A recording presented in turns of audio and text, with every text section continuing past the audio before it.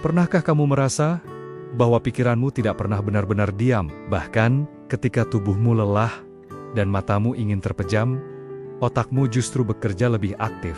Ia memutar ulang semua percakapan yang terjadi hari itu. Ia memikirkan setiap kemungkinan buruk yang bisa terjadi besok. Ia bertanya-tanya, apakah kamu sudah mengambil keputusan yang tepat, atau justru membuat kesalahan besar tanpa sadar? Jika ini sering terjadi, kemungkinan kamu termasuk orang yang memiliki kecenderungan overthinking. Namun, apa sebenarnya yang membuat seseorang terjebak dalam pola pikir seperti ini? Mengapa ada orang yang bisa membiarkan hal-hal kecil berlalu begitu saja, sementara ada orang yang memikirkannya sampai larut malam? Bagi sebagian orang, overthinking berasal dari rasa takut gagal.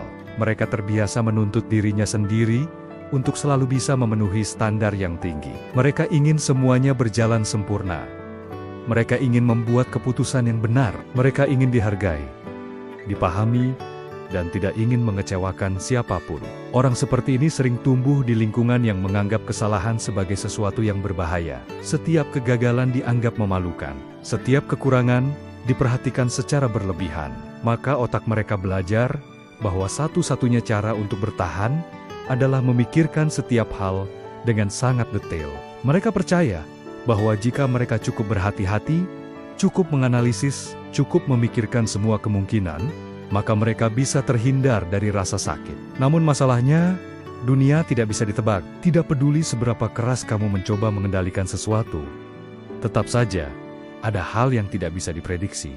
Dan ketika kenyataan ini berbenturan dengan kebutuhan untuk selalu sempurna, otak pun terjebak dalam lingkaran tanpa akhir. Pikiran terus berputar karena tidak pernah menemukan jawaban yang pasti. Salah satu alasan mengapa overthinking begitu melelahkan adalah karena ia tidak memiliki batas. Tidak ada waktu selesai.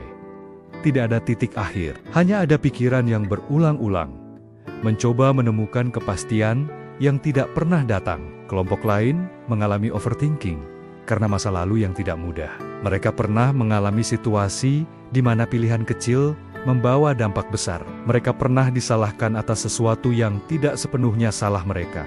Mereka pernah kehilangan sesuatu karena tidak melihat tanda-tandanya lebih awal. Trauma kecil seperti ini membuat otak mereka lebih sensitif terhadap risiko. Setiap keputusan terasa seperti ujian. Setiap percakapan terasa seperti permainan yang harus ditafsirkan dengan benar. Mereka tidak bisa santai, karena merasa harus selalu membaca situasi lebih dalam, agar tidak mengulangi kesalahan yang pernah melukai mereka. Ada juga orang yang overthinking karena memiliki empati yang tinggi. Mereka peduli pada perasaan orang lain. Mereka ingin semua orang merasa nyaman. Mereka tidak ingin perkataan atau tindakan mereka menyakiti siapapun. Tetapi, karena manusia tidak pernah bisa mengendalikan respons orang lain, mereka pun terus bertanya-tanya, apakah mereka sudah bersikap dengan tepat? Apakah kata mereka salah? Apakah mereka seharusnya melakukan hal lain? Kehati-hatian ini pada akhirnya berubah menjadi beban mental yang sangat besar. Menariknya, banyak orang yang overthinking sebenarnya memiliki kapasitas analisis yang luar biasa.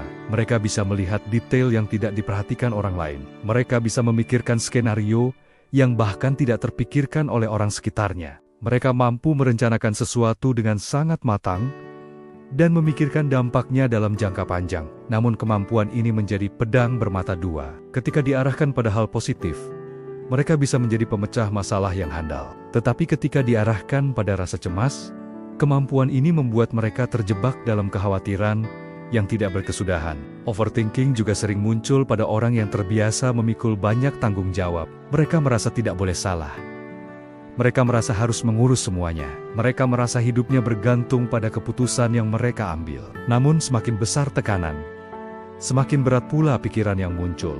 Mereka merasa tidak boleh berhenti memikirkan semua hal. Karena jika mereka berhenti, mereka takut ada yang jatuh, gagal, atau hancur. Otak mereka tidak pernah beristirahat.